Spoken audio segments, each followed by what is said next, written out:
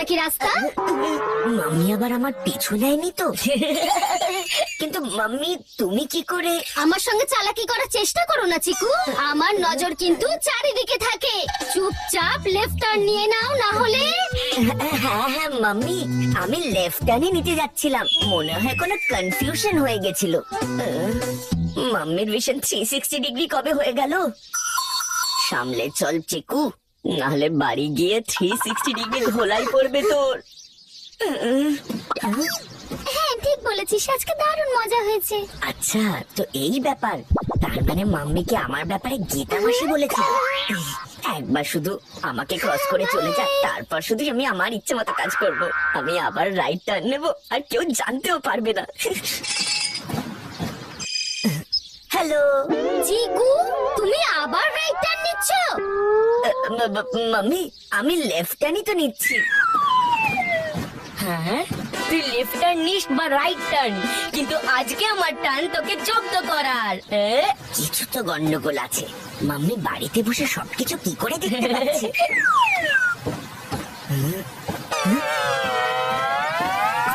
এটা আবার কোন সমস্যা আমার মাথার উপরে নাচ করছে? এ তো আমার পেছনেই পড়ে আছে দেখছি। আচ্ছা, কিন্তু আমি তোর খেলা যদি শেষ না করি তাহলে আমার নামও চিকু নয়, বুঝলি?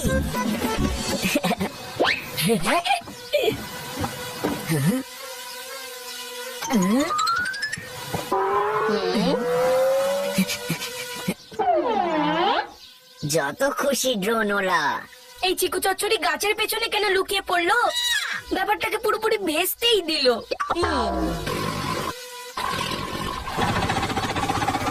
ড্রোন থেকে পালানোর জন্য চিকু অটোয় উঠেছে, কিন্তু আমি এত সহজে ছাড়বো না। অটো দাঁড়াও। হ্যাঁ, আমাদের এই অটোটাকে ফলো করতে হবে।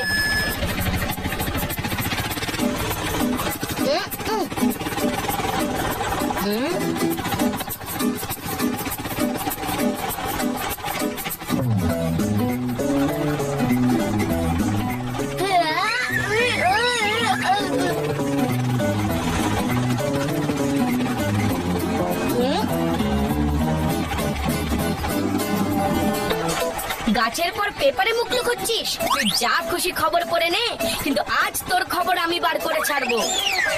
মাম্মি, এই চিকু চচ্চড়ি পেপার দিয়ে নিজের মুখ লুকিয়েছে, কিন্তু তুমি চিন্তা করো না, ওর আসল চেহারা আমি তোমার সামনে বার করেই ছাড়বো।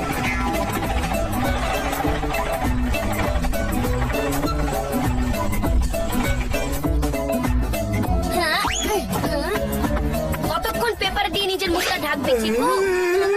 এই চিকু চচ্চড়ি ডাঁটা চচ্চড়ি কি করে হয়ে গেল? তুমি তো চিকুর পিছু করছিলে, তাই না?